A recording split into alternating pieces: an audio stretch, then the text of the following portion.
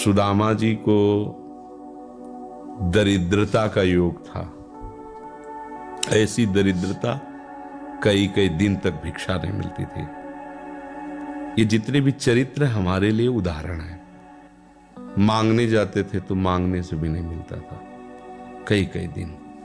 तो एक दिन उनकी पत्नी ने कहा कि हमारा आपका तो चरणामृत से भी गुजारा 2 दिन 3 दिन हो 4 दिन हो, छोटे छोटे बच्चे तो मर जाएंगे ऐसे। कुछ तो उनका श्री कृष्ण के सिवा हमारा कोई नहीं, अब हम क्या कर सकते हैं। प्रारब्ध जब बिगड़ता है ना, वो कोई सफलता नहीं होने देता। तो एक दिन श्री रुक्मिणी जी प्रसाद ठाकुर जी को भोग पा रही थी, तो वो ऐसे रोक दिए, उदास हो गए। तो उनका प्रभु ऐसी स्थिति हमने जब जब आपकी देखी, तो किसी भक्त को जब कष्ट होता है तब आपको ऐसे देखा है। कौन सा भक्त है और क्या कष्ट है? तो एक सुदामा नाम के हमारे मित्र हैं, कई दिन से भोजन भी उनको, प्रभु आपके मित्र और मैं आपकी दासी, महालक्ष्मी का अवतार रुक्मिणी, आप हुक्म कीजिए। लोक लोक की संपत्ति वहां, बोले उसको चाह नहीं है, हमारे मित्र को चाह नहीं है, और चाह ना होने पर हम विवश हैं। अगर वो चाह कर ले तो सारी व्यवस्था हो जाए। बोले पैदा करो जाके चाह।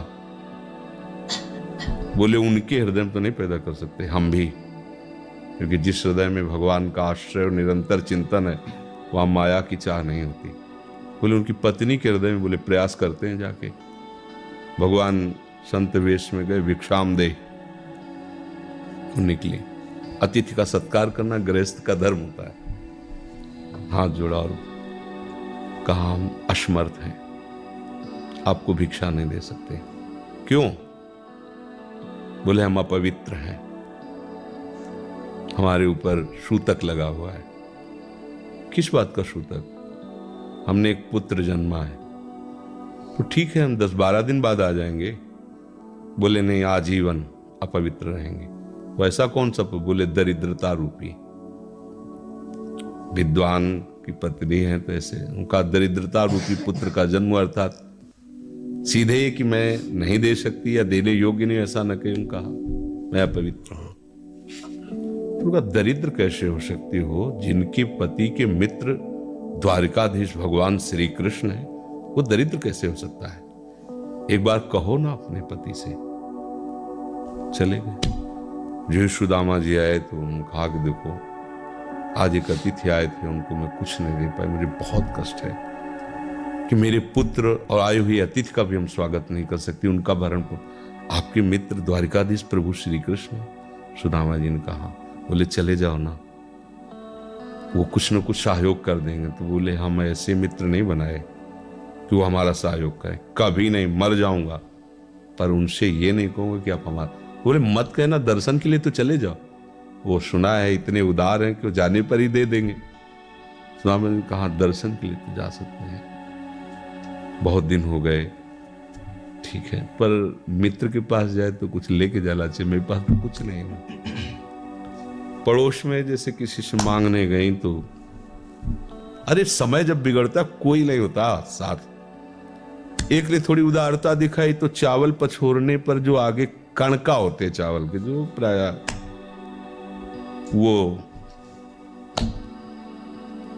लिए सुदामा जी ने कहा हमारे प्रभु भाव के भूखे, कुछ ले जाएंगे, खाली हाथ तो नहीं है। पोट्री में सारांश में बता रहे हैं, द्वारपालों ने देखा कि हड्डी हड्डी शरीर में कई जगह से फटे वस्त्र, बेवाई फटी हुई, तो दिखाई दे रहा था दरिद्रता की मूर्ति है। तो उनका किससे मिलना है तुमको? तो उनका श्री कृष्ण से। बोले संभाल के बोलो, क्योंकि पार्षद है, अनंत कोट ब्रह्मांडों के नायक प्रभु के ऐसे बोले कोई श्री कृष्ण को ऐसे गली आए। उनका जाके तो तुम बोलो ना, श्री कृष्ण से जाके कह दो कि एक सुदामा नाम के ब्राह्मण आए हुए। पार्षद गए, वो प्रभु बड़ा अजीब आदमी है, आपका नाम बिना किसी सभ्यता के ले रहा है। वो कह रहा श्री कृष्ण से कह, सुदामा कूद पड़े, भगवान दौड़े। वो पार्षद, वो सब की ब्रह्मा जी शंकर जी आते हैं तो वहां खड़े रहते हैं घंटों, भगवान ऐसे भागे जाके सुदामा जी को पता था ना हमारे, रुक्मिणी जी के महल में रुक्मिणी जी के पलंग पर बैठालते हैं, स्वयं चरण पखारते हैं सब। अब ये वैभव, क्या हालचाल है, कैसे हो? प्रभु आप सब जानते हो, आपकी बड़ी कृपा है। तो ब्याह हो गया, हाँ ब्याह भी हो गए, बच्चे भी हो गए। हमारे पास आए तो कुछ तो लाए ही होगे, और वो सड़े से कपड़े में चावल, कैसी बड़ी बड़ी वो वैभव, महारानियां सब भगवान का। चुप ऐसे बोले, देखो फिर चूक कर रहे हो, हमारे हिस्से की चोरी पहले की थी और फिर चूक कर रहे हो।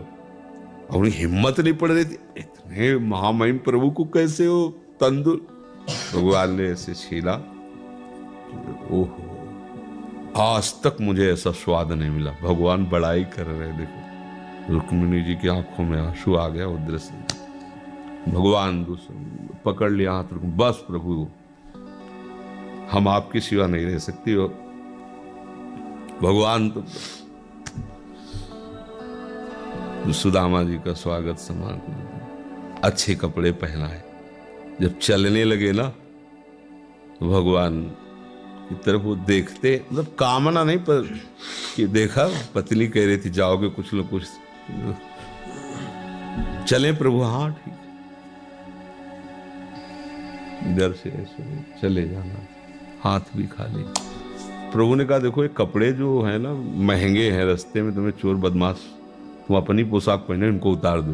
बोले बड़ी कृपा, कपड़े भी उतार दिए और रास्ते में सोचे देखो निगेटिवली सोच रहे, मेरे श्री कृष्ण मुझे कितना प्यार करते हैं। उन्होंने इसीलिए नहीं दिया कि ये दरिद्र कहीं संपत्ति पाकर मतवाला होकर मुझे भूल न जाए, मुझे कितना प्यार करते हैं। प्रभु के प्यार में मगन होकर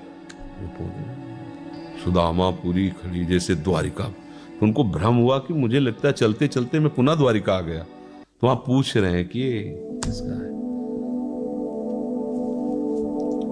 भगवान के पास विधाता है, उनका प्रभु ये तो गलत हो गया, इनके भाग्य में हमने लिखा था क्षय श्री, ऐश्वर्य का नाश, जीवन में नहीं ऐश्वर्य, क्षय श्री। भगवान ने उसका उल्टा कर दिया यक्ष श्री। जैसे कुबेर का अथाह धन का खजाना, त्रिभुवन का खजाना वही है कुबेर के पास, जैसे कुबेर का खजाना यक्ष श्री।